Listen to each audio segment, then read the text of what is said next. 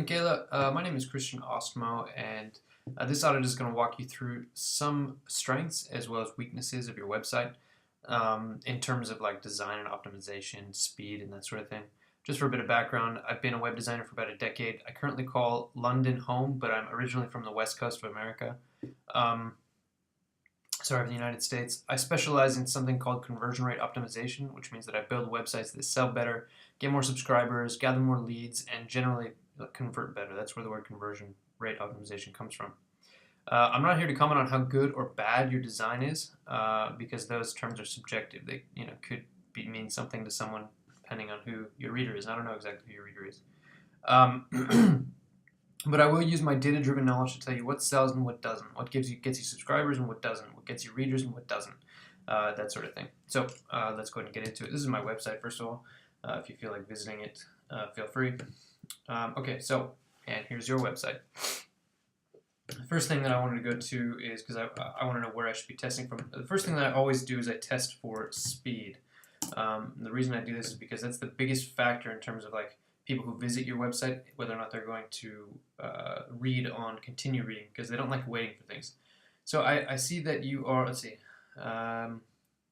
Buenos Aires. Okay, so you're from Buenos Aires. That doesn't mean that that's where your readers are necessarily, so that's going to depend on where Latin America or Spanish-speaking population of the world is very big, very broad across the entire world, and so your readership could be anywhere. But let's just say it's Argentina, and I'm going to test the speed specifically from Buenos Aires, because that's statistically, I mean, that's probably where your readership is coming from.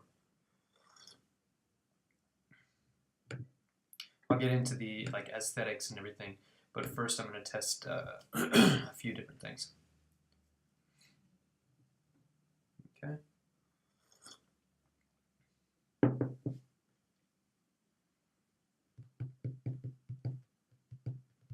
This is a bad sign when it's taking this long, 24 seconds ago, 25 seconds. The reason that I test the speed here is because as soon as you hit like 3 seconds load time, about 40% of your traffic is gone. They've already hit the back button before your content is even loaded. They won't even give you that second chance. So if you're taking longer than 3 seconds to load, which this doesn't necessarily mean this is the time that you've taken to load, but if you're taking more than 3 seconds to load, then you're 40% of your traffic is gone. So as soon as you hit 2 seconds, you're above Google's threshold, which means that you're getting dock points on your search engine optimization and lots of other stuff. If you're taking 1 minute to go, you have a slow website, I can say right there. So as soon as if your website takes more than 2 seconds to load, you're above Google's threshold, which means that you're costing yourself both traffic and optimization, because Google is going to be indexing your site, and if it takes too long to load, then it's not only going to see your site as not very relevant and not very authoritative, but it's also going to drive viewers away. So let's see. So it's finished its first test, and we're not quite there yet for the second and third test. It tests lots of different things, and the reason it does 2 and 3 tests is because it takes a look at like how your website is caching, like is it faster the second or third time around, that sort of thing. But let's see. Let's see if this can tell me anything. Scripting, not yet. We'll just wait for the other tests. First view, 2.147 seconds. That's really slow. I would say that your first view needs to be well under a second. And so this is already definitely costing you traffic. I can tell you that right now. But let's wait for the other tests to know for sure. I'm costing you traffic in terms of like your people who are coming to your website are hitting the back button. If you have a high bounce rate, this is a good indication of why.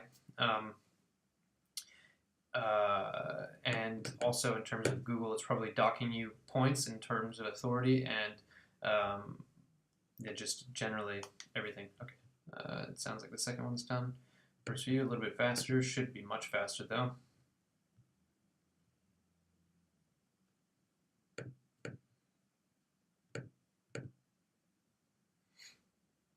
Loaded. Oh, it's a Wix. That's your problem. Here's the thing. I probably should have looked at this first, but if I take a look at the problem with Wix is that they host on their own servers, and they charge you kind of a lot for what it is. Wix servers are very, let's see. yeah, there it is, name servers wix.dns. So Wix is, I mean, it's good for what it is. It's good if you're just starting out because there's a low, it's good. Wix is good for making good looking websites right from the very beginning because there's not much of a learning curve. Like if, you know, your average person wants to go up and just put together their own website, it's great. But the thing is, in the long run, it's very expensive. They use really crappy servers. Their code is kind of like, I don't know, Google doesn't like it. It's not coded very well. And so what happens is it's going, in the long run, in the short run, it's really good because you can piece together a good-looking website without any experience. But in the long run, it's going to cost you traffic because Google doesn't like your code. The servers are slow, and you know it's just not good. So you see here. Remember when I told you that 3 seconds? As soon as you hit 3 seconds, you're losing 40% of your traffic. That's this number right here, 7.2 seconds. You're able to double that. You're probably losing 50 to 60% or more of your traffic just because of how slow it is. And so my biggest suggestion would be to get out of Wix. Wix is not for somebody who is beyond their beginning stages. And it looks like, I mean, you said you're a travel agency, you've got a lot of followers, which tells me that you're not in the beginning stages anymore. My first suggestion would be to reduce this by getting a faster host, a better content management system. And my first suggestion, of course, is always WordPress with WP Engine. This is it's quite expensive, but they're very fast. Yeah, so I host all of my clients' websites, and I host it for cheaper than this, and I do probably as good a job or better. But if you're not one of my clients, then this is my best suggestion: WP Engine. It's a great solution. They're very fast. They're expensive. I think that's the same price as Wix. Actually, I'm not sure how much Wix costs. I have to be perfectly honest. But Wix is expensive for what it is because the hosting is slow and the content management system is just a bit fragmented, doesn't work with Google, doesn't really work with customers or readers or whatever. It's just not the ideal solution. So if you want to go that route, this is a great solution, WP Engine. If you don't want to go that route, I still suggest you go with WordPress, WordPress.org. This is This is a content management system just like Wix. It's a little bit more difficult to learn than Wix, but it is a lot better in terms of, like, you know, your readers being able to interact with your content more and all that sort of stuff. So I would suggest that with, again, the WP Engine hosting. And if you end up doing that, that's great. If not, you know, totally cool. You do what you want, obviously, but I'm going to go through this. That's a very common problem. It is hard to kind of make the transition from Wix to WordPress because I do understand you have a lot of features that you're used to. But yeah, that's definitely my biggest suggestion. Let's see. Let's continue on here. In terms of the way it looks, it looks fine. Like I said, I'm not going to comment on style or anything like that. But my formula for like not an award-winning, but my formula for a winning site is something like this. What you want to do, I have two different websites that are very similar here because one is like the test version and one is the kind of, you know, like live version. So basically you have this right here. A person, what they do, let me take a screenshot of this so that I can I want to draw on this to show you. A person who's visiting your website, they have their eyes go from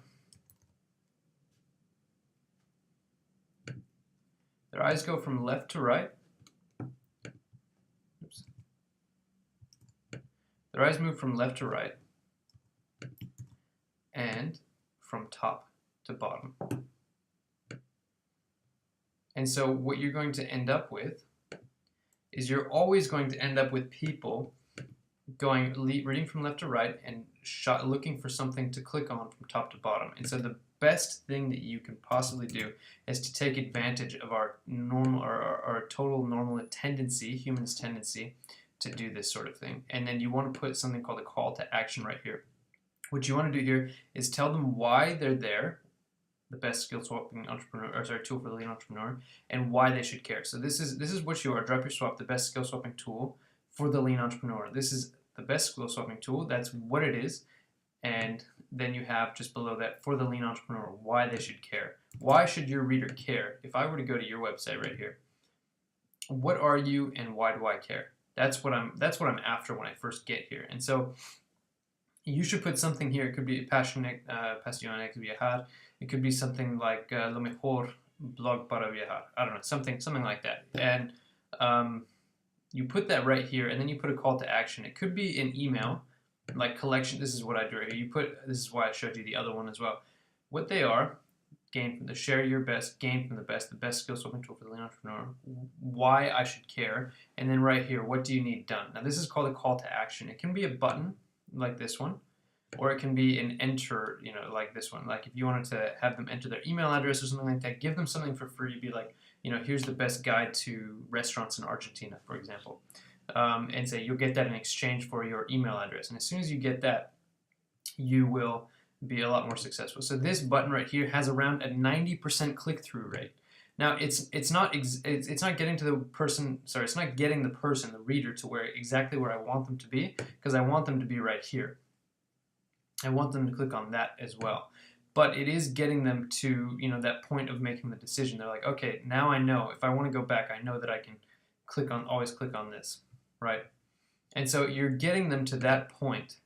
That's the key. This again has around a 90% success rate, this button. Now that doesn't mean that I collect emails for every single person that pushes it, but that does mean that I get a lot more emails than I would otherwise. So for this, you have to ask yourself, what exactly are you trying to do? What do you want the reader to do when they get here? Because what I'm seeing is just, it's a nice picture, sure, and I like that you match the yellow with the yellow flowers. That's cool and everything, but what is it that I'm supposed to do when I get here? Am I supposed to scroll down?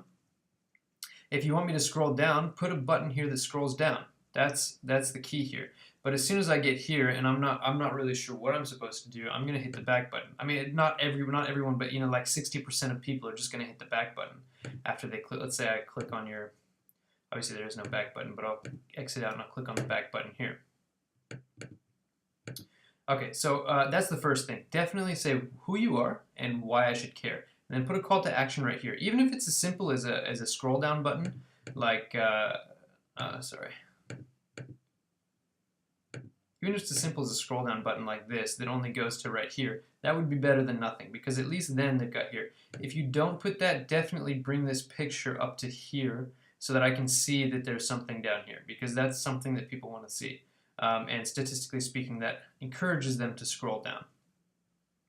So you want to put here, Moldova travel mis viajes, noticias de turismo. So why exactly, I mean, okay, maybe if you're like, I don't know, your family gets here, they might want to know about your noticias de turismo, but the person who comes to your blog just randomly from your Instagram, for example, doesn't necessarily know what they're doing here. What is noticias de turismo? Why should I care? And so that's what you're trying to accomplish here. You say, okay, who I am, why you should care. Call to action. Button, enter your email, something else, something along those lines. Everything else looks really good. I like that you have the as featured in. That's something that like gives a little bit of like confidence. It gives me a bit of confidence in you in terms of like your authority. That helps definitely. And it looks pretty good too. Latest post. This is good. I would probably limit this to fewer than this, because people are not going to scroll down past probably 6. So if you're gonna put these in here, just put the main ones, like featured posts or something like that. Don't put necessarily everything on here. You're going to increase your click-through rate on these blog articles if you can put really nice pictures right here, and you limit it to a certain number of featured posts rather than just all of your posts. Because as soon as I get past, probably the second row here, I can click to read more. That would be a good thing if you have a feature like that. Click to read more, but don't necessarily show me more, because I'm not just going to keep reading titles. That's not why I'm here. Click reload.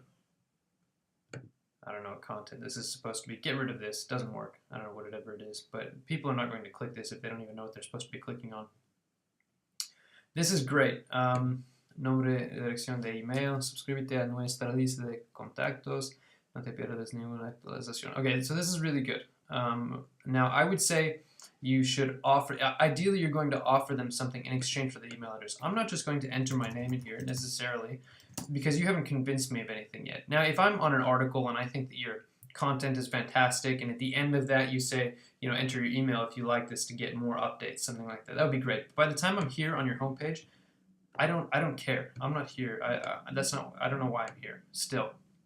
If you were to say something like, enter your name and email address to download the latest guide to Argentinian food, or restaurants, or music, or something like that, then that might interest me. It might perk some people's interest, not necessarily me, but something like that. Also, I don't know why I have to scroll over this for these social media icons to come up. Don't worry about these animations. Just put them there. Where does this go, by the way? Just goes through. Yeah, I mean that's fine that it's there, but there's really no need to make it like come up as I mouse over it. Okay, cool.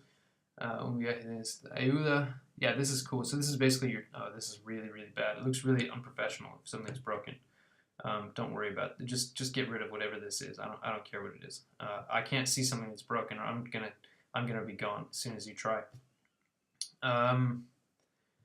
This is great because this is like your service. Now I don't think you really sold me on yourself yet, or on your blog yet, but this is like, okay, cool. So this is what she does for a living.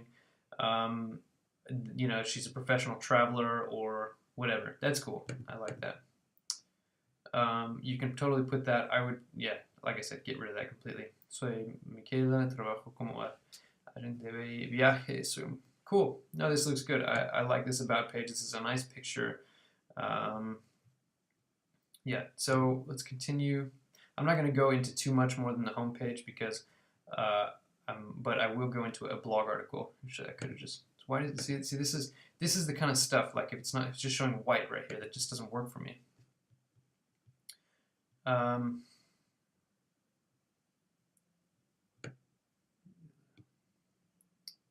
Yeah, okay. It's cool. No, that's fine. That works.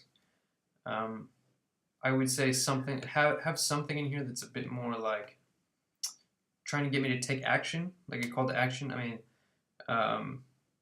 it's really small, and I don't know, this picture isn't that nice. I would say maybe beef up your images a little bit. I mean,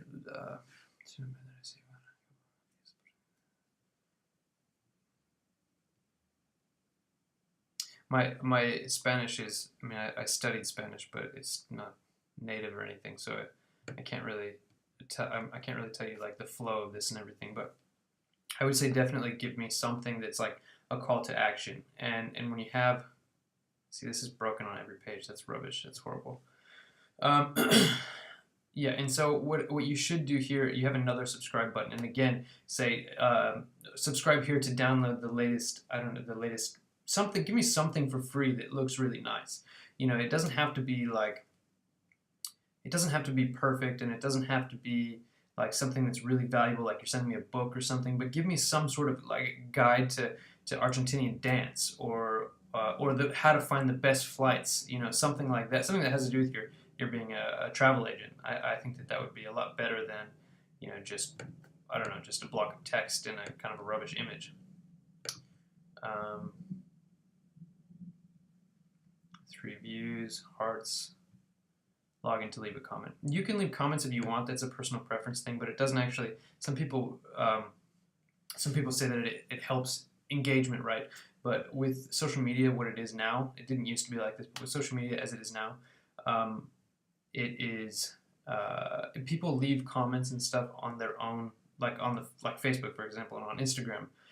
They don't really leave comments on blog articles, and what it does is it gets you a lot of spam. It's a lot to deal with for almost no payoff. So I would suggest getting rid of comments altogether. That's, again, a personal preference. It kind of depends on who you are and what kind of users you have, what kind of readers you have. So I can't really make that judgment from this, but I would suggest that this is not, comments generally are not a good thing to have. I cannot stop staring at this. You really have to fix that. That's really bad. Okay, so that's great in terms of that. I mean, what I've said is, what I've said in terms of the visuals. The biggest technical aspect that you need to do is fix this speed. That's just really, I'm telling you, you're literally losing 50 to 60% of your customers readers, sorry, which turn into customers, as I imagine, just because of how slow this is. And so what I would suggest is you need to get this under 1 second. If you were to go to, let's take this one for example. Actually, let's just do my normal, this website right here. I normally use this website right here, but it wasn't actually working for years. I'm not really sure why. So if you go here and you go to the closest city, Stockholm, Sweden, what you're going to find here, oh, you have to wait 1 second.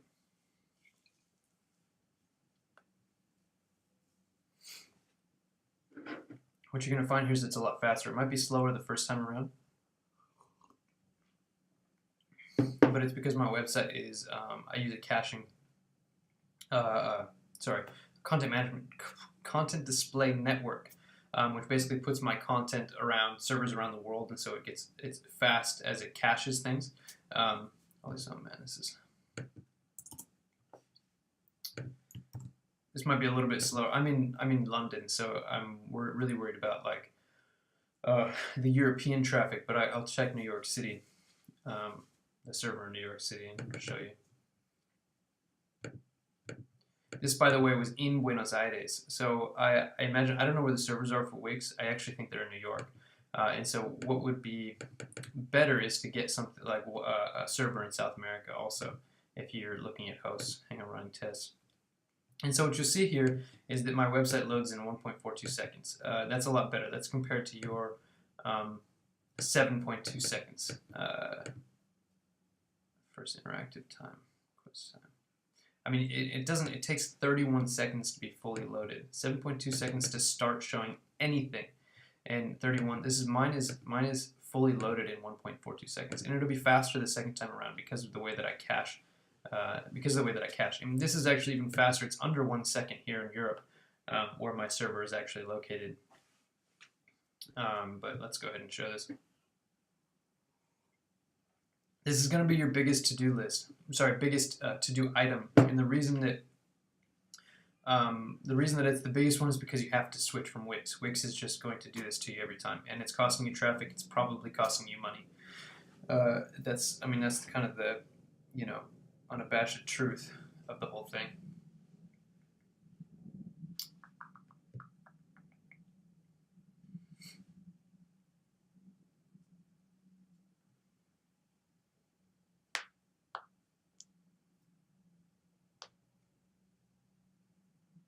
So you'll see that it's even faster for this time. Again, this is under 1 second in from Europe. So anyway, okay, so let me go into. It looks like other than your server, everything looks pretty good. So I won't go into it, but I mean that's gonna be the most important thing you need to change. That's really it. Again, I provide hosting and these services to my clients. I'm sorry. If you're interested in that, let me know. Otherwise, I hope that this information can help you. My biggest suggestion, again, leave Wix, go to WordPress, find a better host, and that's really all there is to it, to be honest.